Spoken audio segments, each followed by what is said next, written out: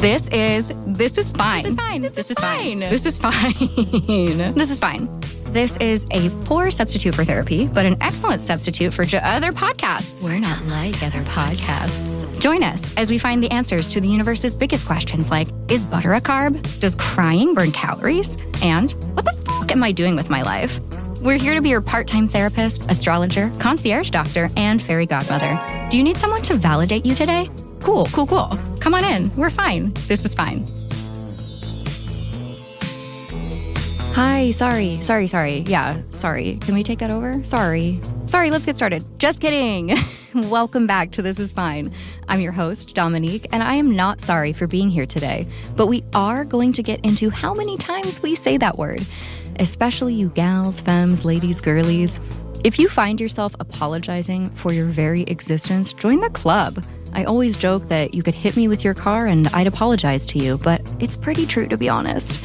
In the spirit of cutting that shit out and accessing our inner power, that burning ball of light that lives within all of us, we're going to have an empowering chat today. I've invited an empowerment and strength coach, community-based health specialist, Maggie Herron, MPH, CPT, CHES. She's a doctoral student, a master of public health, a coach and certified personal trainer, and certified health education specialist. Wow. Maggie and I became internet friends, classic, years ago during the blogging boom. We found each other on WordPress somehow and started following each other's blogs, then on social media. And though she's based in Birmingham, Alabama, we've stayed in touch, and it's been amazing to watch her grow as a health professional, coach, and just a strong, empowered woman. We've bonded over our affinity for wellness, life as a dog mom. She has a beautiful dog named Eliza, and our struggles and triumphs in life. And I just know you're going to absolutely love her. So I'm so excited she's here today. Today, we're going to talk about living life less apologetically, specifically as a woman, as well as stepping into your power. So let's get into it. All right, without further ado, Maggie, welcome to This Is Fine. Are you fine today? I am wonderful. How are you, Dominique? Yes. Oh my gosh. I'm fine. All things considered, it's been kind of a wild week for me, but in the spirit of the show theme, this is fine. Everything's fine. I'm delighted to hear that you are wonderful and so grateful that you've taken time to join us. Yes, I've been excited and talking about it all week. Yes. Oh my gosh. Okay. So I gave a little bit of context. So now the world knows that we have been internet besties for a long time. I would love if you could introduce yourself a little bit further, just like, your background, what you're up to now, your mission in this world, even, how we connected with our blogs. Okay, very good. So I'm Maggie Herron from Birmingham, Alabama. Roll Tide, that is my alma mater. So yes. I went to Alabama for undergrad and graduate school. So cool. Yeah, so fun fact, I actually started out as a nursing major. And so we can get more into that detail but found my passion in health, fitness, personal training, kinesiology, all that good stuff. As of right now, I am health coach, fitness coach, wearing a lot of hats right now, as well as doctoral student at UAB, Go Blazers.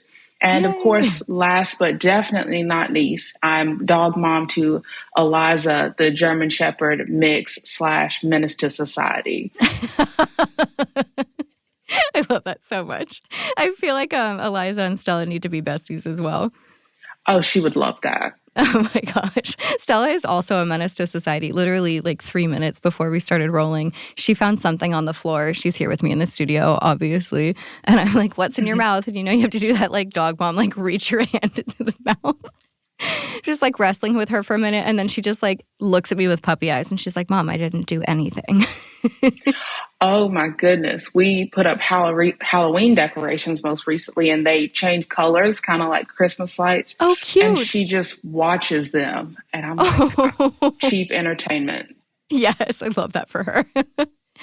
Okay, amazing. So you have this incredible, illustrious health background, and I feel like you're just getting started. I mean, you're a doctoral student. You already have so much under your belt, and this is still just the beginning of this incredible adventure. And through this journey that we've talked about personally and you've been on yourself, we've both talked about stepping into our own power, feeling stronger and confident, being more sure of yourself. And I know a lot of that has come down to what you've experienced in your career trajectory, your origin story within fitness. Can you share a little bit about that and your volunteer work? Yes, most definitely. So, in the words of my mentor, the causes of the causes. So, like I said before, I started out as a nursing major at the University of Alabama. And so that was my thing. So my mother, grandmother, if we really want to be technical, I was raised Yeah. by grandparents.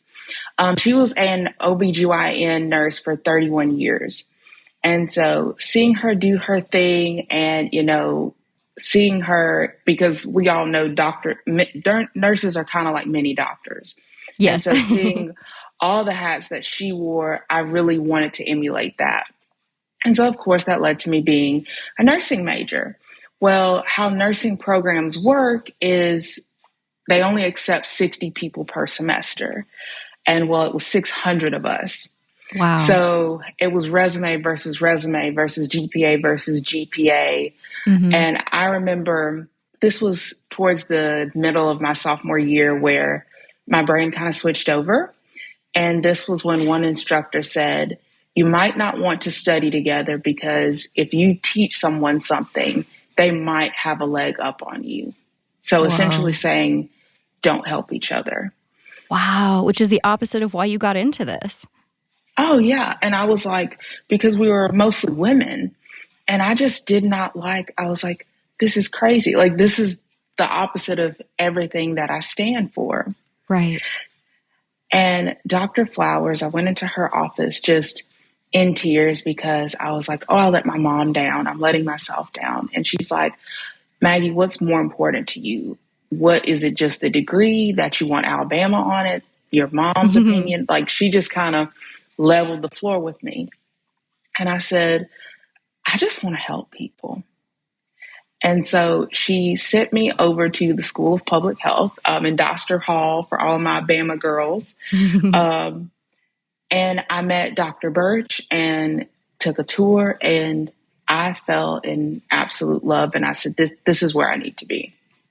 Oh, that's amazing. What a beautiful story that, you felt that pain and that struggle and you were lost and confused and you were immediately mentored and directed into a place where you could really share your gift and your passion for healing and helping people.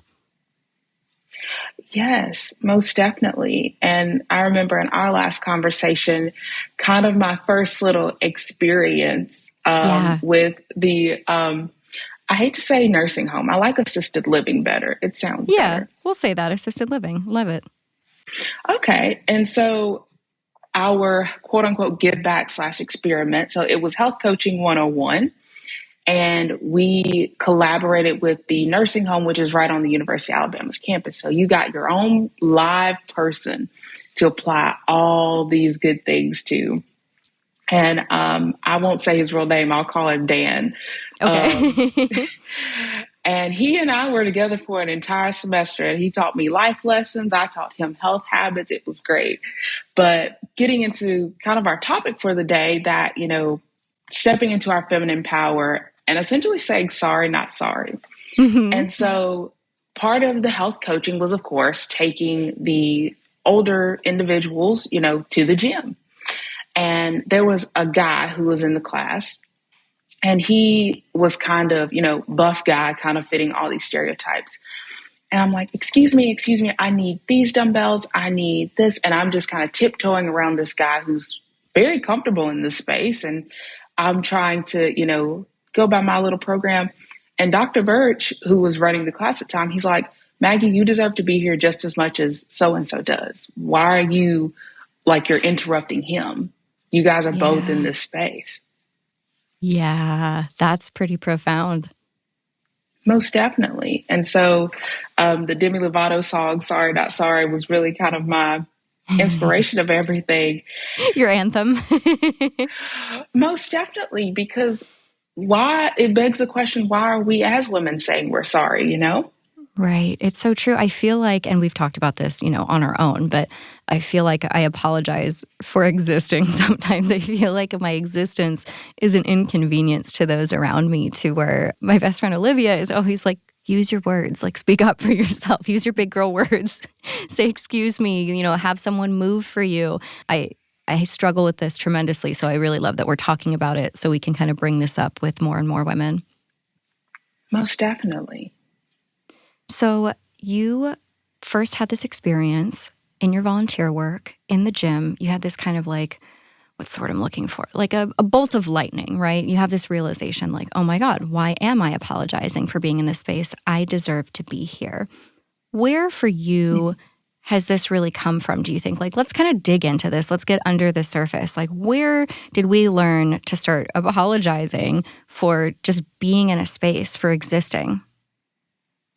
Okay. Well, I do think it's a cultural thing. Absolutely. How many times do we, knock on someone else's office? I'm sorry, can I? I'm sorry to bother you, but... How many emails? I'm sorry, but... Most definitely, especially if you're asking for clarification. That's my, I think autocorrect has gotten sorry started for so many text messages. And I need to get out of that habit, Right. Awareness is the first step, right? Oh, definitely. But I think I was telling you about the TikTok. You know how you get on different sides of TikTok? Yes. And I've gotten on post-Christian school TikTok. Oh, yeah. That's a great concept, actually, we should get into. Yes. So, fun fact, this is always, whether it's a job interview, first date, they say one thing about you. And I'm like, I graduated with 8 people. And anyone from a public school is just enamored, like, excuse me? Yeah. And so private school TikTok, so private Christian school TikTok. Yeah, it's a whole other level. Yes. So I went to private Christian school from the age of 3, so K3, all the way up to my senior year of high school. Wow. With the same, 10 people? So some came and went. So I would say about 5 of us were kind of the base, if you will. The core. Yeah, totally. And so they were people were stitching the video, and it was saying, what's one thing that it's very, very hard to get out of you from your Christian upbringing? And I wanted to stitch the video because I love TikTok. But then it was like, I could do 50 stitches on everything from... So many points. Oh, yeah. It was... I remember they used to tell us, marry a pastor, be an assistant to your husband. He's the front runner. Right.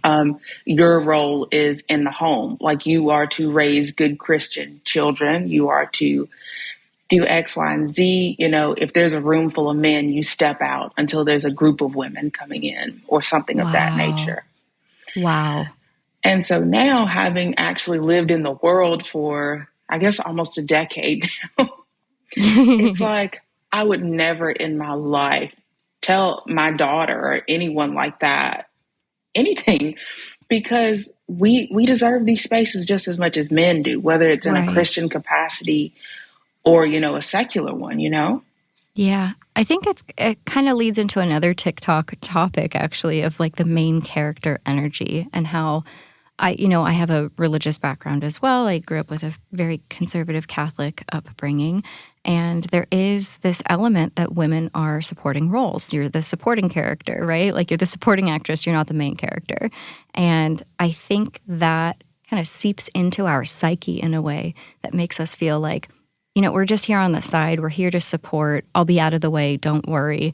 And, you combine that with so many other points. Like you were saying, you have 50 different things that you want to touch on from this type of cultural upbringing. And I think that you don't even need to be brought in or brought up in this culture. You don't have to be raised Christian or Catholic to have this, permeate the rest of culture, right? It affects so many people for, the reason that this is just part of the American, at least what we are aware of, the American culture. Oh, yeah, most definitely. And I know we're on different sides of the country. You're in SoCal. Yep. And I'm in the South. I'm in Birmingham. And it's still like that way. Right. I remember seeing, it was on Facebook, a friend had a football party, because if football's going on, that's the best time to get anything done. There's no traffic. And all the men are like, they have a priority seat in front of the TV. And these women, they're interested in sports too. And they want to sit and watch the game. I was like, why is everyone standing behind their husband? Like, what Yeah. is the I want to vibe see. here? So it was a TikTok saying, name one Southern thing that needs to die. And someone said, fixing your man's plate. And so I've Oh, even seen my mother do this. So, like, you go to a party or football party and you fix your husband's plate and then bring it to him. And so, being a young girl, I'm like, oh, okay, that's just what you do. Now, at 26 right. years old, I'm like, you have two legs. If you cannot get what you want, you Right. don't need it, sir.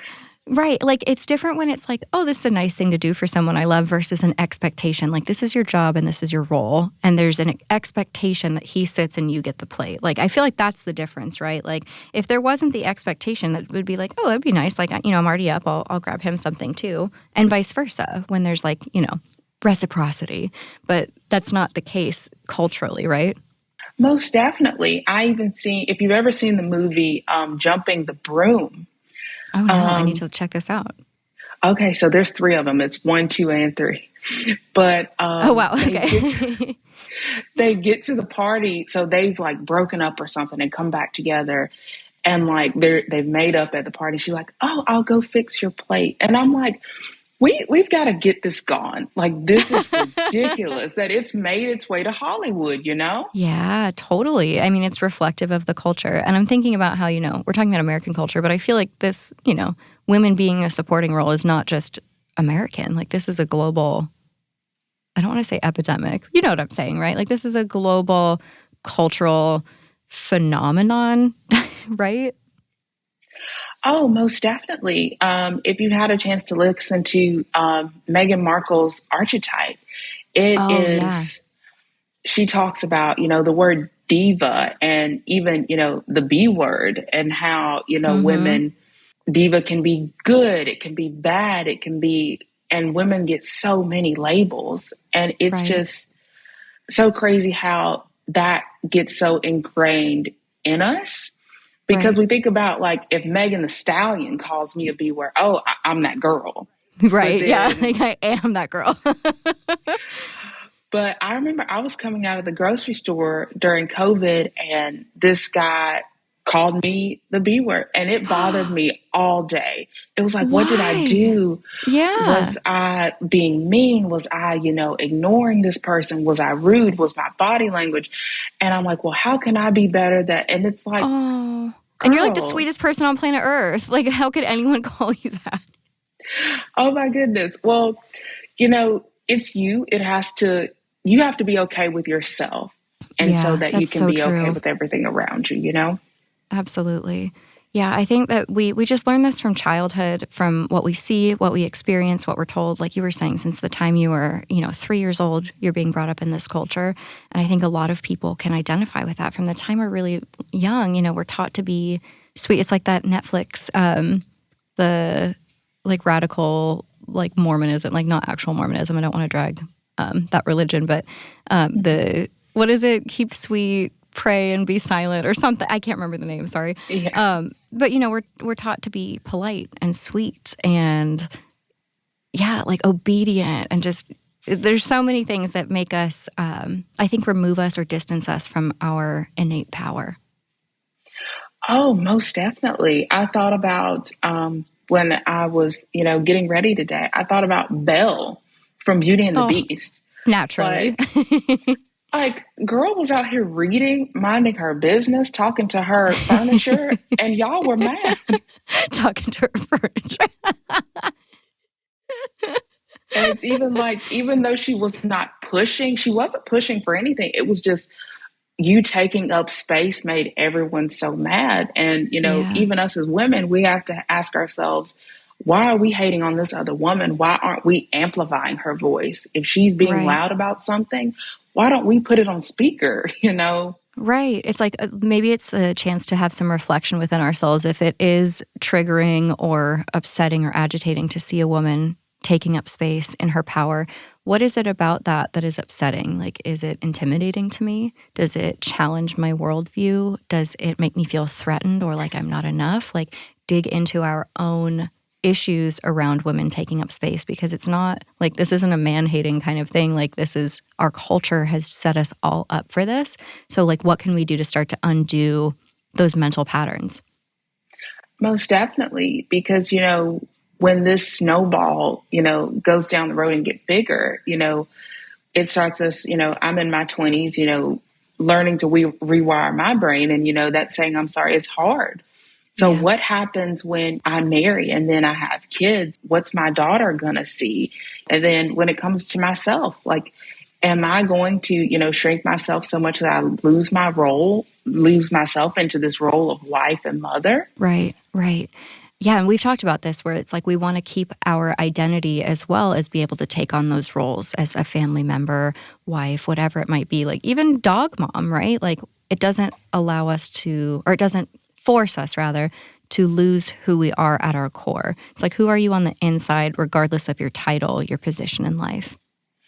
Most definitely. There's she's a marathoner on TikTok. I think it's Lots of Miles. Okay. And she's like, go work out. And so I'm thinking, oh, it's one of those workout motivation. And she's like, work out, but if that's not your thing, don't. But she said, whatever you do something for yourself today. Not only is it important for your mental health and your self-care, but your kids are going to see you doing that and know to prioritize that for themselves.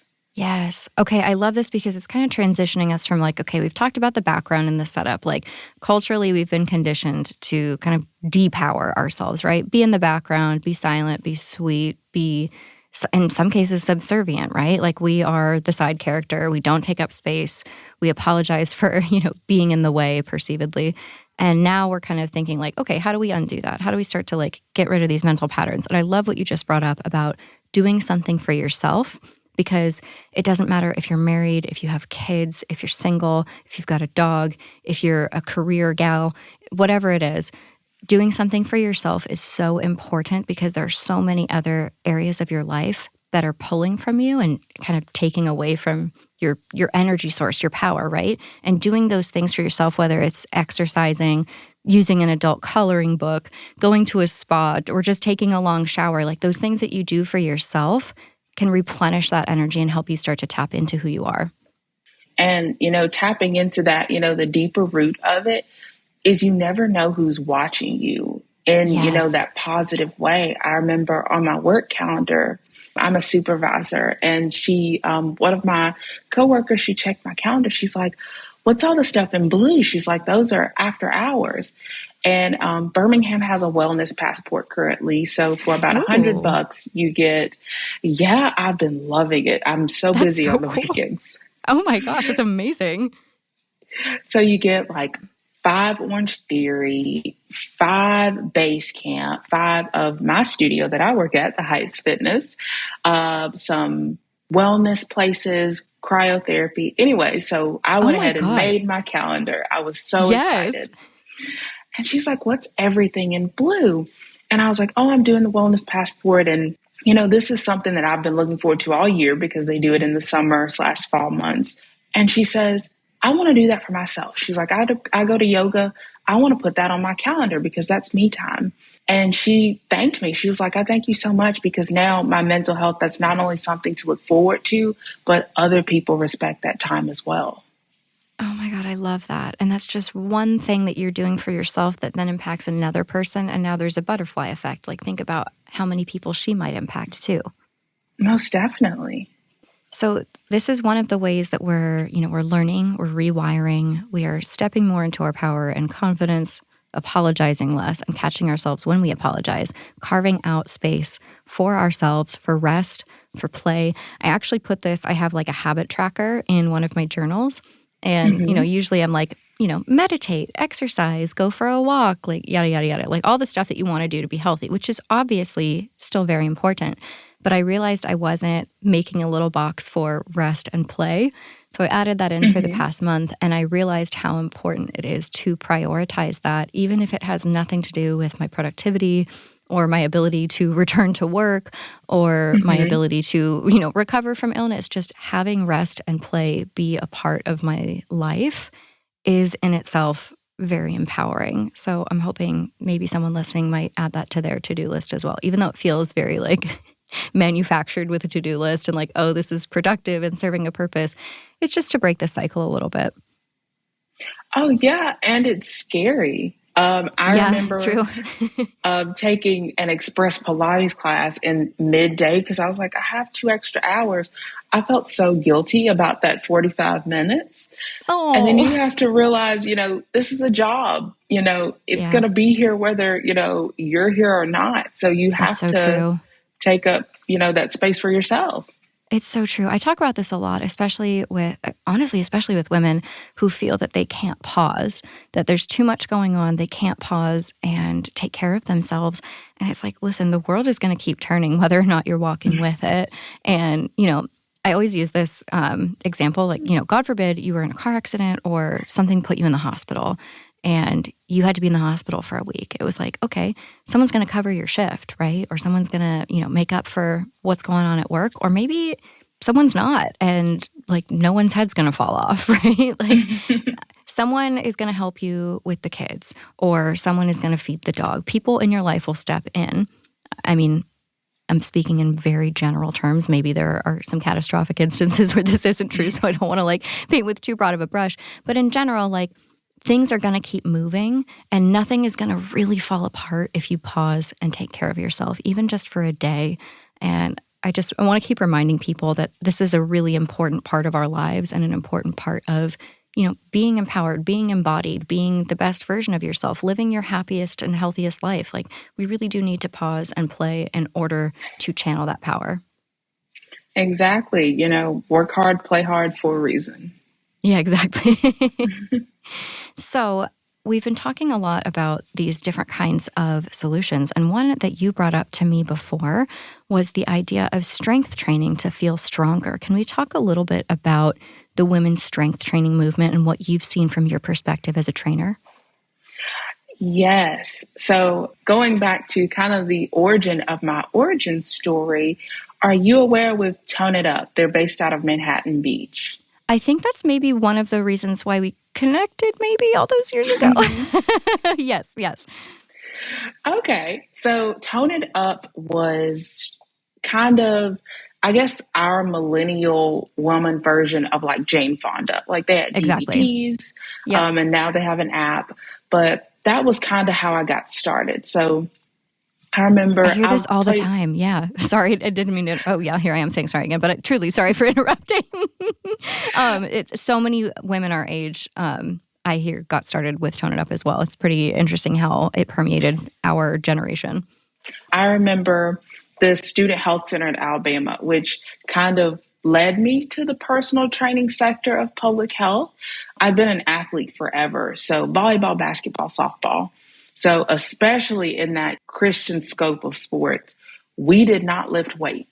We would do, 100 tricep dips, push-ups, cardio, but we had no strength training.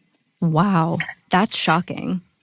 Oh, yeah. Even though, the science was there, we just, weights were for men. And so I remember there was one coach, she actually only lasted like a year, but she got us to do some weight training. And that was a big no-no from the parents. But anyways, Student Rec Center, I'm following. I had my little printout of the Tone It Up program. Amazing. And finally, I was like, I want in on some of these machines. And I remember, so, a Romanian deadlift. So you're pushing your bottom back. And I remember I was like, I don't want to do this in public. So I got behind like a little column and would do that little protection method. Yeah, just like touch your butt to the column. And then this guy was like, you're doing great, but try the leg press. And I'm like, okay. So he helps me. He doesn't put any weight on it. And I get on the leg press. And he's like, I'm going to put this 10 on here. I'm like, okay.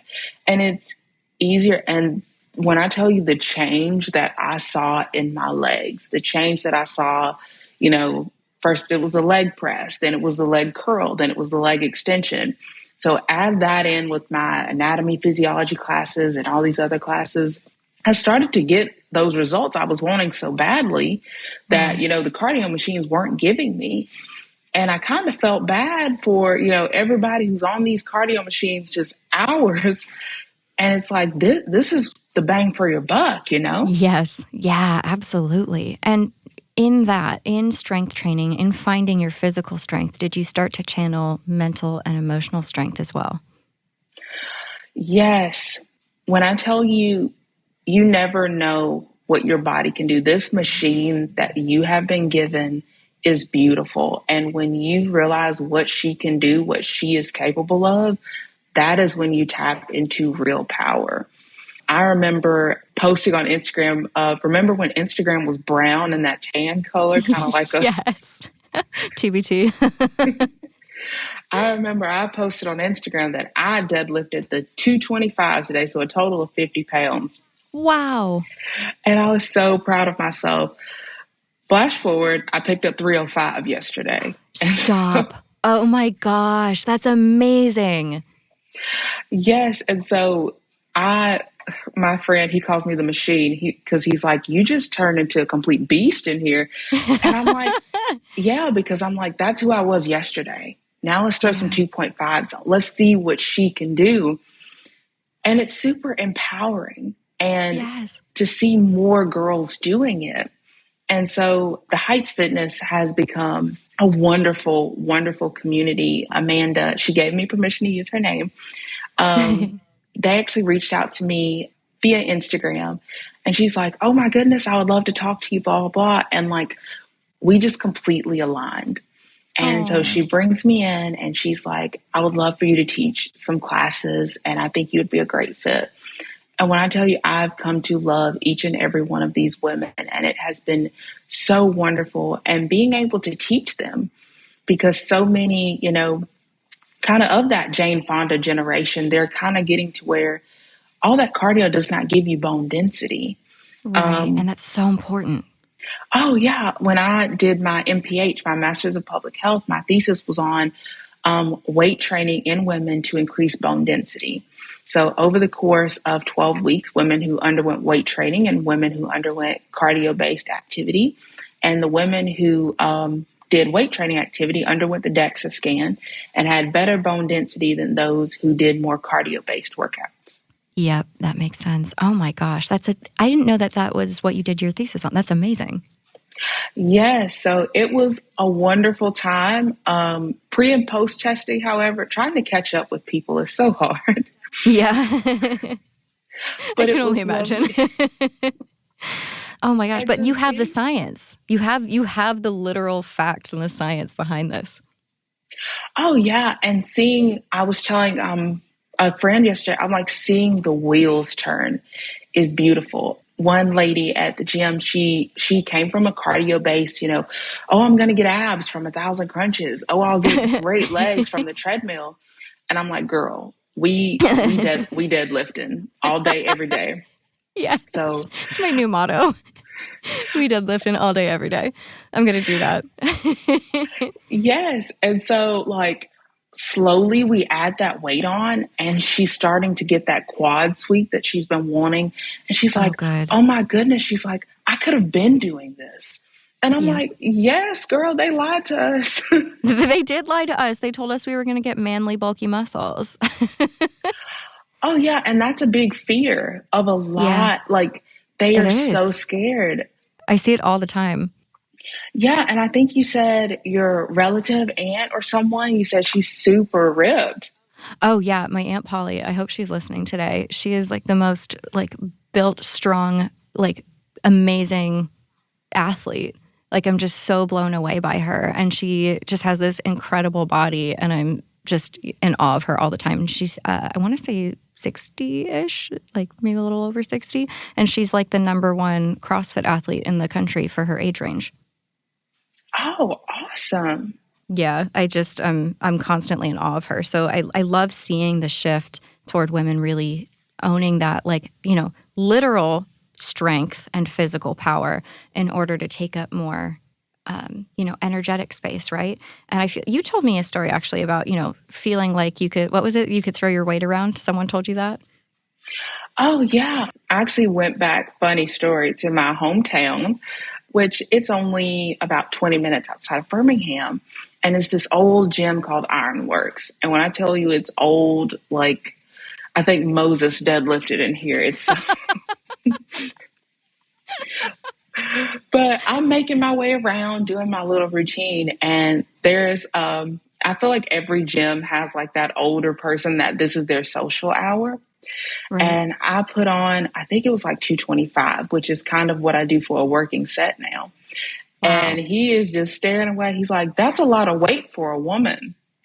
Oh. And I was like, okay, I'm going to do it for you. And I'm going to do it as a 5x5. And he very quickly scooted onto the other side of the gym. And Whoa. so, you know, you deserve that space. Like usually gyms have like 3 or 4 platforms. Don't feel bad about taking up that platform. Your lifts are just as important as the next person. Yeah. It's so true. You are entitled to space as much as anyone else on this planet. And I think that's something we need to keep recognizing. You know, putting on this muscle is hard because it's not just what you do in the gym. It's when we go home, it's what we eat too. And God knows millennial women have had it extremely rough when it comes to food our shame. thoughts. Oh, yeah. Oh, man.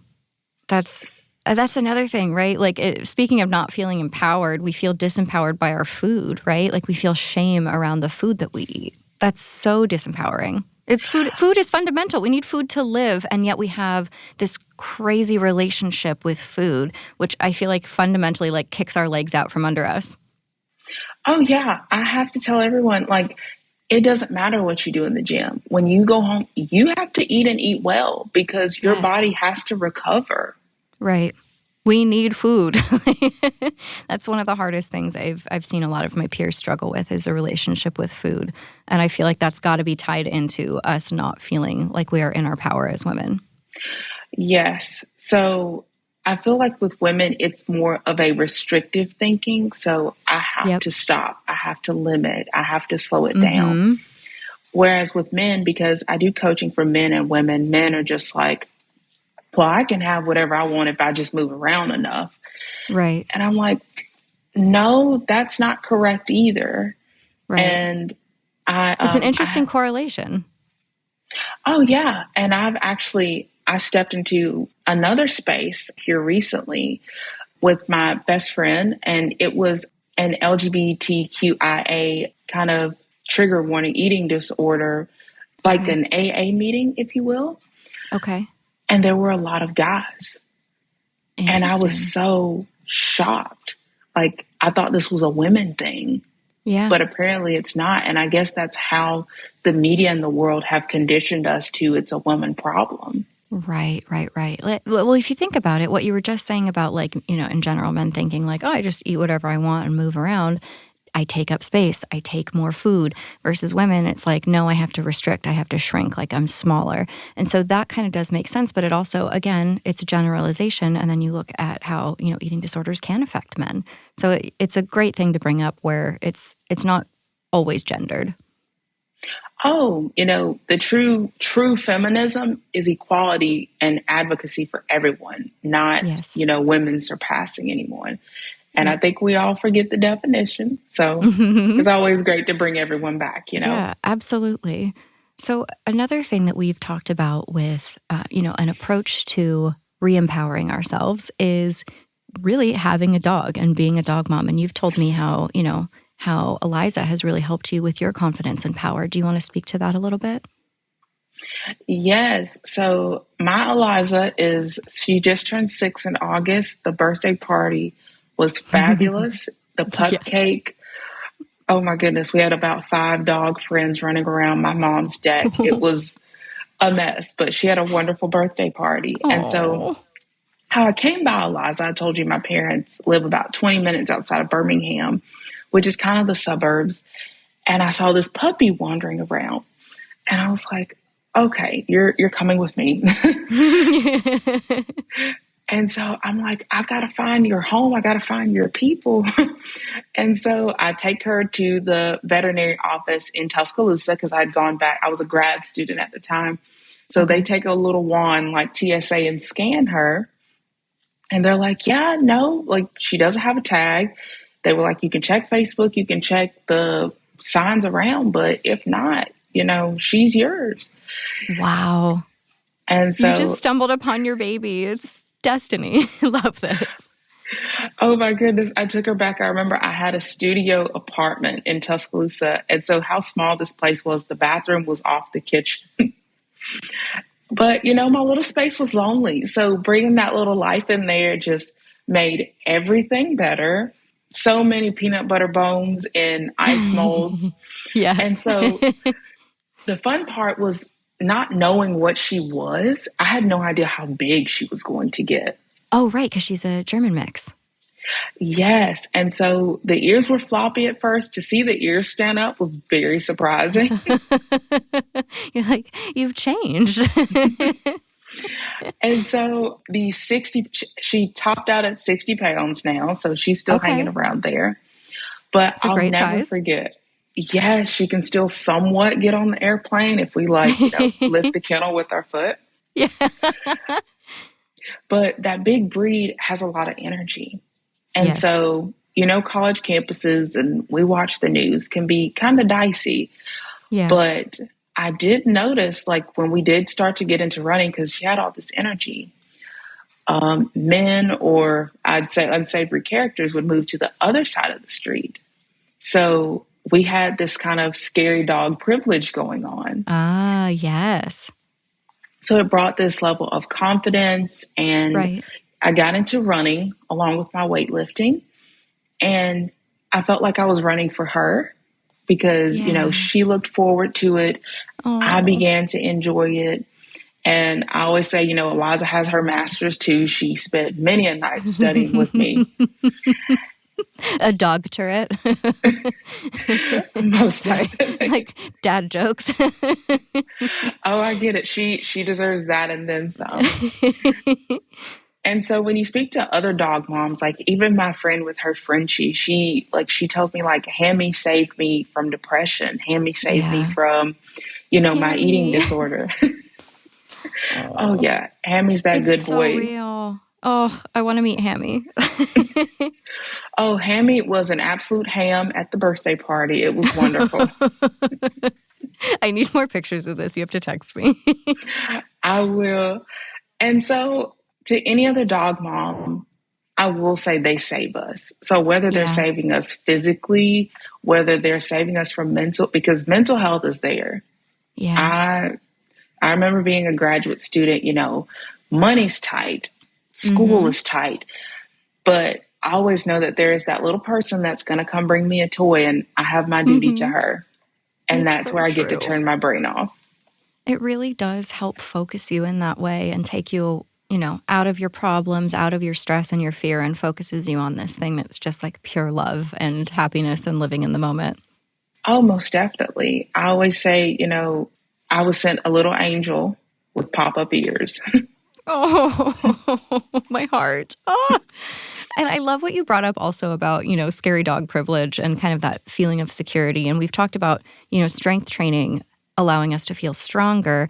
And, having a dog sometimes makes us feel safer. I actually just on my travels met someone who encouraged me to look into self-defense classes as a form of exercise, and said verbatim, I think you would feel a lot safer if you knew how to kill someone, which is very aggressive. But the idea that we keep touching on is like doing these kind of physical, tactile things to channel a certain energy. So I'm going to lump in self-defense classes with those strength training, exercises and routines as part of these tactics, which I'm going to quickly recap what we went over. A lot of it is self-reflection and kind of looking back at our cultural conditioning so we can start to rewire. Like the awareness is the beginning. Awareness of how many times we say sorry. Awareness of, am I taking up space or am I not? Awareness of, if another woman is taking up space or being loud, does it make me uncomfortable? And if so, why? Can I get into that? The other one is talking about it like we're talking about it today with your friends about, am I empowered? Am I shrinking? Having the conversation is going to keep that awareness and help with the rewiring. The strength training that you talked about and not feeling like you don't belong in a gym, like you have to feel entitled to take up that space. The self-defense, both of those things together, if you feel physically strong and physically defended and safe, you might feel energetically and mentally safe to take up space, strong, empowered, making space to do things just for yourself, like Maggie was saying, with whether that's an exercise or taking some self-care time, using your wellness pass to do cryotherapy. Having that time for you helps you tap back into your power. And of course, the animal therapy. Like she just said, the animal therapy is huge for your mental health and clearly your physical health, like going on those runs together, going on walks together. Is there anything I missed? I think that sews it up. We covered a lot today. We covered a lot, and I feel like we have like this roadmap now for both of us, for everyone listening, to start to tap into that a little bit more, feel a little bit stronger, less insecure. You know, I keep coming back to the word empowered, but it really is our mood today, our word of the day. Oh, most definitely. You know, I feel like it's time for us as women to be sorry, but also not sorry, because we're humans. We deserve to be here, you know? Yeah, exactly. We are the main character in this chapter of our lives. And I think, okay, last thing I will add to this, I don't think that being the main character or taking care of yourself is selfish.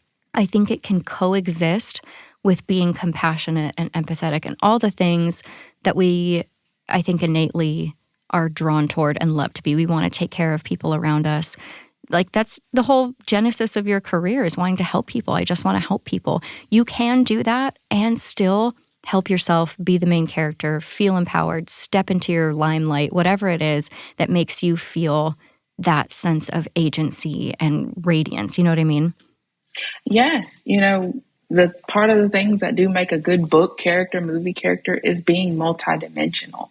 Exactly. So being able to see them from all angles. They're not just the hero. Sometimes they have to be saved as well. Yep. We're not just one thing. And this is giving us the opportunity to add one more thing to that list. And you are such a beautiful living example of that. You're one of the most compassionate, empathetic, supportive, selfless people. And you're so self-empowered, and you've tapped into your strength, and you're helping other women through. That's the thing. You're becoming strong and you're becoming empowered, and thus you are helping other women do the same thing. So it's like all symbiotic. It's working together. It's helpful, and it's taking care of yourself. Yes. All the good things in one. Yes. Okay, so Maggie, for anyone listening right now who wants to connect with you, train with you, work out virtually, whatever it is, where can they find you? Okay, so Instagram is MAGSLEIGH1. So feel free to pop in on there. Send me a DM. Yeah. Tons of fun workout videos. Eliza Spam. She does fun stuff all day, every day. So if you like good entertainment and good workouts, hit me up. Yes. Maggie, thank you so much for sharing the gift of your wisdom and your experience with all of us today. Thank you for having me on. I hope today's chat helped you feel at least 1% more powerful and confident, and 1% less apologetic. If you want to get into even more confidence work and channel all that power, keep this work going, check out episode 4 with Jenny Gaither, an incredible confidence coach, episode 5 with Courtney Resch about overcoming traumas and trials, and episode 7 with Dr. Liz Letchford to tune into your body's own power. Sending you strength, love, solidarity, validation, big hugs, lots of laughs. Thanks for tuning in today. I'm so grateful for you. I'll see you next week. A bientôt. Bye. Thanks for tuning in to this episode of This Is Fine. I've been your host, Dominique Michelle Astorino. We're based in San Diego, recording in studio at DLI Productions in Pacific Beach with Emmy Award-winning sound designer Dan De La Isla. This is a comedy and advice podcast, but for legal reasons, this entire podcast is a joke and none of it is medical advice. To download the transcript or learn more, visit thisisfinepodcast.com.